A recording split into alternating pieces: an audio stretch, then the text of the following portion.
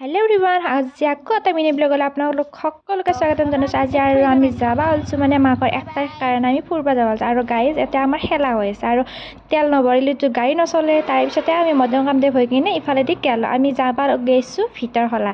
আৰু ভিতৰখলাত যাই আমি ফাৰ্ষ্ট বৰদেউতাহঁতৰ ঘৰত গ'লোঁ আৰু ডাকাটো তাৰপিছতে সৌৰভী মানে ঘড়ীৰ সেই মানে জেমছ কিনছি। তাৰপিছতে আমাক মানে যাই পোৱাৰ লগে লগে দিছে। আৰু গাইজ এইটো আমাৰ মানে এটা ডন আৰু গাইজ ঘড়ীটো পিন্ধি ল'লোঁ। তাৰপিছতে আমি মানে যিখিনি পৰম্পৰাগত সেইখিনি সেৱা চেৱা কৰিলোঁ, সৌৰভীও কৰিলে। তাৰপিছতে আমি জেঠীমাহঁতৰ ঘৰত ৰাওনা হ'লোঁ। যাই কিনে আমাক বৌয়ে চাহ দিলে। তাৰপিছত জকাটো সেইটো পিন্ধি মই পিন্ধিয়ে ল'লোঁ। তাৰপিছতে কাকাই বনাইছে গাহৰি আৰু দেউতাই বনাইছে হাঁহৰ মাংস, মানে দুইটা ৰান্ধনি। আৰু গাইজ মই চাহ খাওঁতেই গেছি মানে সোৱাদ কেনেকুৱা হৈছে। তাৰপিছতে আমাক ভাত দিলে, ভাত চাত খাই কিনে আমি গোটেইকেইটা তাৰপিছতে কাকাহঁতেও বহিলে। তাৰপিছত ৰাম মানে তুলসী এডাল আছিল, তাৰ পৰা মই পুলি লৈ আহিলোঁ। আৰু গাইজ আৰু আকৌ ঘৰলৈ আহিলোঁ। Bye bye.